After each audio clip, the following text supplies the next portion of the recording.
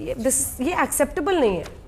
ये अगर national testing agency का ये काम है कि एग्जाम ठीक से हो तो उनको अपना काम तो करना पड़ेगा, और अगर काम में इतने सारे प्रश्न उठ रहे हैं तो कहां पर है गड़बड़ झाला। अलग पांडे, मुझे ये समझाइए कि 6:30 तक वो बच्ची बता रही थी कि पहले हो जाता था, सही बता है ना, आपको एडमिशन मिल जाता था। इस बार कितने मार्क्स लाने तक पे ही एडमिशन हो पा रहा है? स्टेट वाइज डिपेंड करता है, हर स्टेट की अपनी नंबर ऑफ सीट है और उस स्टेट में कितने बच्चे स्टेट कोटा से जाएंगे।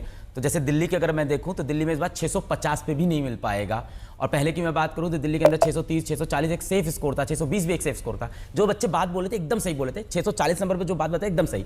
तो 640 पे 2001 में रैंक बनी 6000, अगले साल 7000, अगले साल 10,000। इन्होंने बोला 20% बच्चे बढ़े हैं तो रैंक 6000 से 7000 से 10,000। अगले साल इन्होंने बोला 20% बच्चे बढ़े हैं तो रैंक कितनी बढ़ेगी? 20%, 40%, 50%। 10,000 से हो जाएगी 20,000, रैंक कितनी आई? 40,000।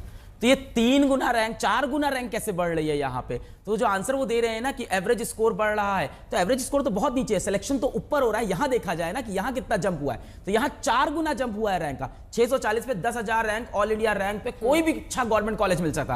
अब 40,000 रैंक पे गवर्नमेंट मेडिकल कॉलेज नहीं मिलेगा। सबसे बड़ा मुद्दा ये कट ऑफ इतना ऊपर क्यों गया, जिसके 2 कारण हो सकते हैं। मैं एकदम लेमैन की तरह एक काउंटर क्वेश्चन आपसे पूछ रही हूँ, मुझे जवाब दीजिए। एक वक्त था जब DU में 80-85% मार्क्स पर भी एडमिशन होते थे, और एक वो वक्त भी आया जब 98% लाने वालों को भी नहीं होता है, क्योंकि 99.2 कुछ सब्जेक्ट्स में कट ऑफ हो जाता है। सही है। तो क्या वो एक ही साल था जिसमें 85 से 99 पे गया?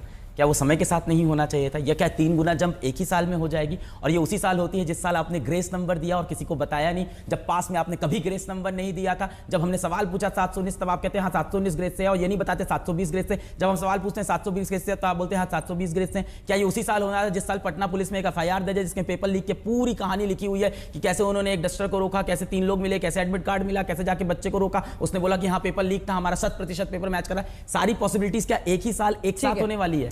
जल्दी से एक बार अजय जी से एक रिएक्शन। अजय जी बताइए अजय जी, क्या किया जाए? मतलब ये कैसे, ये कब बंद होगा? मतलब हर साल ऐसा ही शो करते रहना पड़ेगा क्या? नहीं, एक मिनट, नहीं, मैं एक और प्रश्न उठा रहा हूँ।